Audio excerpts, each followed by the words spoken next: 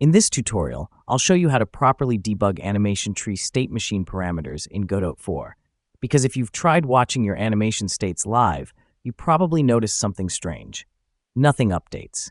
Let's fix that step by step. First, let's recreate the problem. I'll resize the Godot editor window smaller and place the game window next to it so we can watch everything at the same time.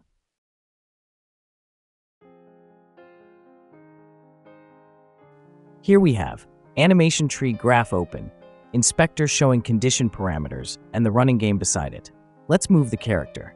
You can see the animation changing in the game, but inside animation tree, nothing updates.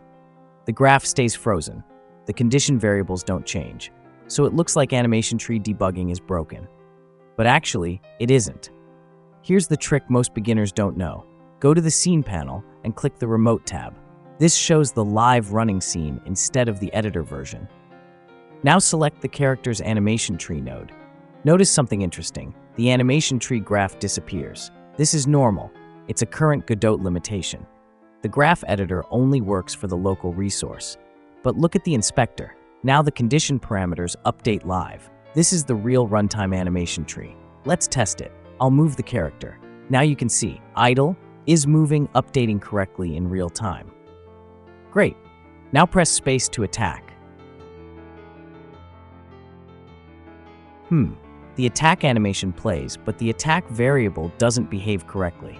Sometimes it stays true or doesn't update as expected. This is a very common issue. The problem is that attack should act like a trigger, not a permanent boolean. Let's stop play and look for player script.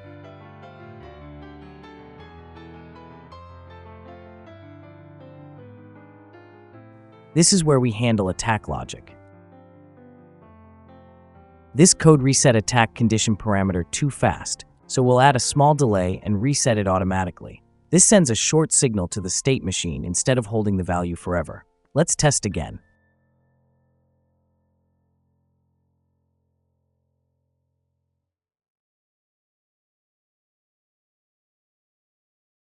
Move the character. Now idle and is moving update live.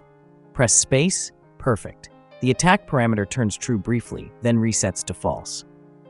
All three variables now update correctly in real time. Your animation tree debugging is officially working, and that's how you debug animation tree parameters properly in Godot 4 using the remote inspector. If this helped you understand animation tree better, like the video and subscribe for more Godot tutorials. See you in the next one.